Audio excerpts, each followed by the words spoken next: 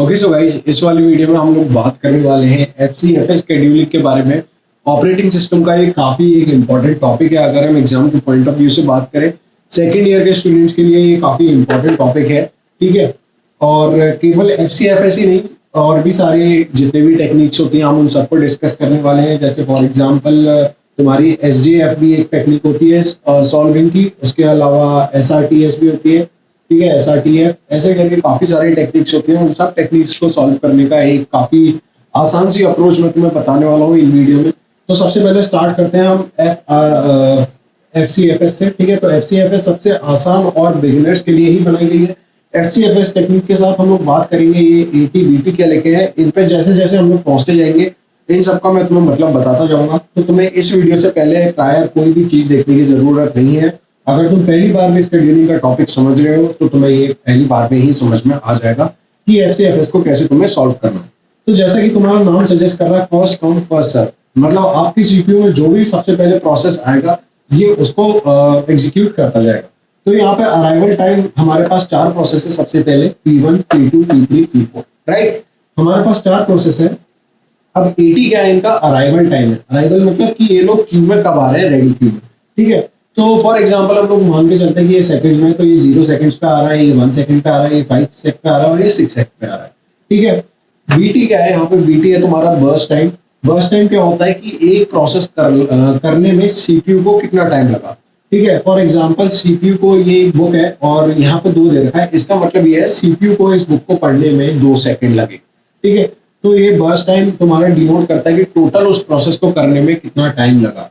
उसके बाद हमें कैलकुलेट करना होता है यहाँ पे कंप्लीशन टाइम। कंप्लीशन टाइम क्या होता है कि कितनी देर बाद वो प्रोसेस वहां से कंप्लीट होके निकल पाया, ठीक है।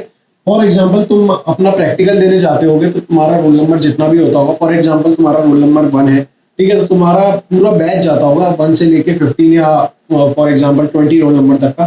तो तुम्हारा वो सबसे पहले जाता होगा, वो तुम्हारा बर्स्ट टाइम है। लेकिन तुम उन 20 के कंप्लीट होने के बाद वहां से जाओगे कॉलेज से, वो है तुम्हारा कंप्लीशन टाइम, ठीक है। आई होप तुम्हें समझ में आया होगा।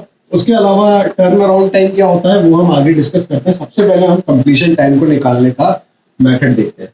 तो यहाँ पे सबसे पहले हमें बनाना क्या होता है, हमारे पास ये सारी चीजें दी होती है। क्वेश्चन में आता है हमारे पास प्रोसेस आईडी, अराइवल टाइम हमारे को दिया होता है और बर्स्ट टाइम दिया होता है। अब हमें कंप्लीशन टाइम निकालना होता है। पहले तो हम लोग क्या करेंगे, यहाँ पे एक चार्ट होता है जिसका नाम होता है Gantt chart, GANTTCHART। Gantt chart हमें बनाना होता है। यहाँ पे बहुत ही आसान होता है फर्स्ट कम फर्स्ट सर्व में गैंट चार्ट बनाना।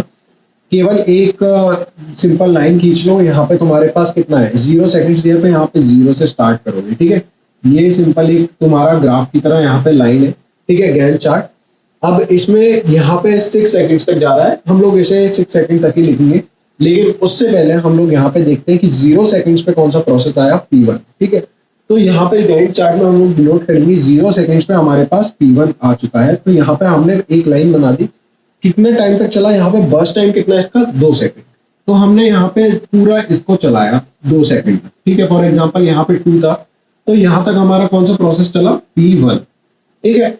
अब क्या हुआ, इतनी देर में यहाँ तुम देख सकते हो अराइवल टाइम P2 का भी 1 है, ठीक है। तो P2 यहाँ पे बीच में आया हुआ है, यहाँ पे तुम्हारा P2 आया होगा। लेकिन क्योंकि ये वाला जो एक पूरी टेक्निक है ये नॉन प्रीएम्पशन की एग्जांपल है, मतलब जब तक एक प्रोसेस पूरी एग्जीक्यूट नहीं होगी तब तक दूसरी स्टार्ट नहीं हो सकती, ठीक है। तो भले ही P2 यहाँ पहले आ तो गया, लेकिन ये पूरा एग्जीक्यूट स्टार्ट होना तब होगा जब यहाँ पे P1 पूरा खत्म होगा, ठीक है। तो यहाँ पे हमारा P2 आ तो गया 1 सेकंड पे, लेकिन P2 एग्जीक्यूट होना कब स्टार्ट होगा, वो हमारा एग्जीक्यूट स्टार्ट होगा 2 सेकंड से। तो यहाँ पे हमारा इसका बर्स्ट टाइम कितना है, 2। तो यहाँ से हमने P2 को एग्जीक्यूट कराना स्टार्ट किया 2 सेकंड से, और यहाँ पे हमारा 4 सेकंड्स तक ये एग्जीक्यूट हुआ हमारा P2, ठीक है। तो हम इसको भी एक नाम दे देते हैं P2। अभी हमारा P3 आया 5 सेकंड्स पे, ठीक है। तो यहाँ तो 4 है। उसके बाद हमारा 1 सेकंड यहाँ पे क्या हुआ, CPU आइडल रहा, ठीक है। तो ये वाला जो टाइम है ये इतने टाइम CPU जो है वो आइडल रहा, ठीक है। तो इसको हम ऐसे डिनोट कर देते हैं। 5 सेकंड्स में हमारा जो है P3 आया और बर्स्ट टाइम कितना है, 3 सेकंड। 3 सेकंड तक ही चला, तो यहाँ पे हम लोग इसे 5 लिख देते हैं। और 3 सेकंड्स चला, मतलब ये कितनी देर चलेगा, 8 तक, ठीक है। तो यहाँ पे हमने डाल दिया इसे 8। यहाँ पे ये वाला कौन सा प्रोसेस था, P3, ठीक है। उतनी देर में तुमने देखा कि 6 सेकंड पे P4 भी आ गया। P4 कहाँ आया होगा, यहाँ कहीं पे आया होगा, यहाँ पे 6 होगा, यहाँ पे तुम्हारा क्या आया P4, ठीक है। तो यहाँ पे हम क्या लिख देंगे P4, ये लिखना नहीं है, ये तुम्हारे समझाने के लिए बता रहा हूँ। अब यहाँ पे तुम्हारा P4 आ गया, ठीक है, लेकिन ये एग्जीक्यूट कब होगा, नॉन प्रीएम्पशन का एग्जांपल है, तो जैसे ही यहाँ पे P3 खत्म होगा मतलब 8 सेकंड पे, तब हमारा P4 एग्जीक्यूट होना स्टार्ट होगा, ठीक है। तो P4 हमारा कितना चला, 4 सेकंड, तो 8 से लेके 4 सेकंड और चला दो इसे, ये हमारे P4 की ड्यूरेशन रहेगी। यहाँ पे ये 12 होगा, इसे हम लोग हटा देते हैं, ठीक है। तो यहाँ पे अगर तुम्हारा प्रोसेस पहले आ भी जाए, ठीक है, लेकिन वो एग्जीक्यूट तभी होगा जब करेंट जो प्रोसेस एग्जीक्यूट हो रहा होगा उसके बाद। अभी हमारे पास क्या है, यहाँ पे हमें कंपाइलेशन टाइम निकालना है, completion time, turn around time, waiting time and response time. अभी हम लोग इनका प्रोसेस स्टार्ट करते हैं। तो देखो कंप्लीशन टाइम क्या है, यहाँ पे P1 जो प्रोसेस है वो कितने सेकंड पे आया, 0 सेकंड पे। तो यहाँ पे P1 ऑलरेडी यहाँ था और ये कितने पे एग्जिट हो गया, 2 सेकंड बाद। यहाँ पे हमें P1 कहीं नहीं दिख रहा, नहीं दिख रहा, तो यहाँ पे हमारा P1 कितना हो गया, 2 सेकंड, मतलब इसका कंप्लीशन टाइम हो गया 2, ठीक है। P2 की बात करें, P2 हमारा कहाँ पे एग्जिट हुआ है, 2 सेकंड, 1 सेकंड पे आया है, लेकिन 4 पे एग्जीक्यूट होके गया है यहाँ से। तो यहाँ स्टार्टिंग से लेके एंड तक जितने सेकंड तक ये रहा है उतना टाइम तुम्हारा कंप्लीशन टाइम रहा है, ठीक है। तो 0 से लेके 4 तक रहा है, तो कितना हो गया, 4 सेकंड, ठीक है। ऐसे ही अगर हम लोग P3 की बात करें, P3 यहाँ पे कितना इसका बर्स्ट टाइम नहीं देखेंगे, P3 यहाँ पे कितने पे एग्जिट हुआ है, 8 पे, ठीक है। तो P3 का कंपाइलेशन टाइम होगा, सीपीयू ने उसको कब कंप्लीट किया, 8 सेकंड पे था, वो 3 सेकंड का एग्जीक्यूशन, लेकिन सीपीयू से वो 8 सेकंड पे एग्जिट हुआ है, तो उसका कंप्लीशन टाइम होगा 8। एंड यहाँ पे P4 का क्या होगा, 0 से लेके 12 तक लगाओ, तो यहाँ पे आएगा तुम्हारा 12, राइट। तो कंपाइलेशन टाइम में तुम्हें ये देखना है कि प्रोसेस कब एग्जिट हुआ है लास्ट, और 0 से लेके उतने के रखी उसकी काउंटिंग देख लो, जहां वो लास्ट काउंट आ रहा होगा वो है तुम्हारा कंप्लीशन टाइम। अब टर्न अराउंड टाइम तुम्हारा क्या होता है, टर्न अराउंड टाइम तुम्हारा होता है completion time and arrival time का डिफरेंस, मतलब इन दोनों इसमें से इसको माइनस कर दो, ठीक है। तो 2 - 0 कितना हो गया, 2, 4 - 1 3, ठीक है, 8 - 5 3 एंड 12 - 6 6। यहाँ पे आ गया तुम्हारा टर्न अराउंड टाइम निकल के FCFS के लिए, ठीक है। तो आई होप तुम्हें ये समझ में आ रहा होगा कैसे वर्क कर रहा है। यहाँ पे मैं एक फॉर्मूला लिख भी देता हूँ तुम्हारे लिए ताकि तुम्हें आसान पड़े। तो टर्न अराउंड टाइम हमारा क्या होता है, completion time minus arrival time, ठीक है। तो ये नोट कर लेना जहां भी तुम पढ़ रहे हो, ठीक है। उसके बाद हम लोग बात करते हैं वेटिंग टाइम क्या होता है। तो waiting time is the difference of turn around time and burst time, ठीक है।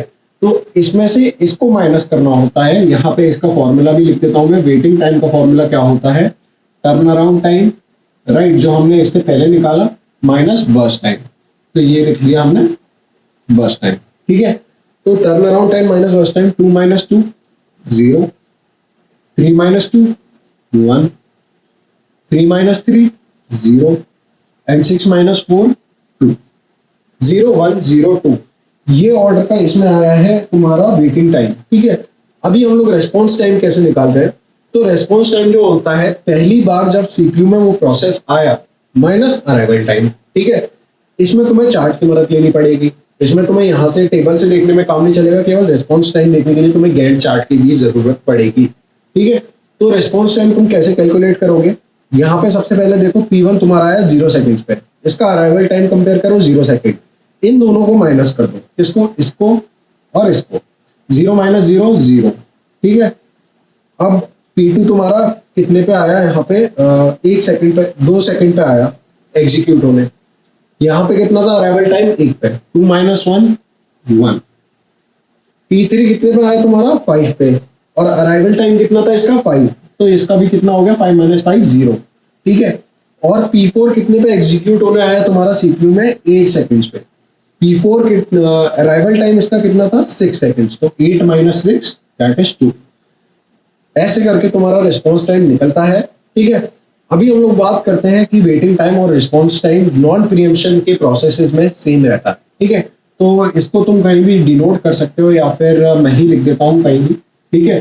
तो नॉन प्रीएम्पशन के प्रोसेस में ये वाला जो रिस्पॉन्स टाइम जो होता है वो वेटिंग टाइम के इक्वल होता है, ठीक है। तो ये चीज एक रिमेंबर याद रखने वाली है। इसके अलावा यहाँ पे FCFS का मैंने तुम्हें पूरा प्रोसेस बता दिया है, ठीक है। इसके अलावा हम लोग अभी आगे आगे की वीडियोस में काफी सारी चीजें डिस्कस करने वाले हैं। इसी के आगे के एग्जांपल जैसे एसजेएफ क्या होता है, ठीक है, शॉर्टेस्ट ऑफ फर्स्ट शेड्यूलिंग क्या होती है, उसके अलावा शॉर्टेस्ट रिमेनिंग टाइम फर्स्ट वो वाली शेड्यूलिंग में पढ़ेंगे, राउंड रॉबिन भी पढ़ेंगे, एंड एट द एंड हमारी जो आती है प्रायोरिटी शेड्यूलिंग वो भी हम लोग यहाँ पे डिस्कस करेंगे। तो make sure to subscribe the channel and बताना वीडियो कैसी लगी, एंड कुछ भी समझ में ना आए तो वो नीचे कमेंट कर देना, आराम से मैं रिप्लाई करने की पूरी कोशिश करूंगा। Thank you so much for watching guys, take care, bye bye.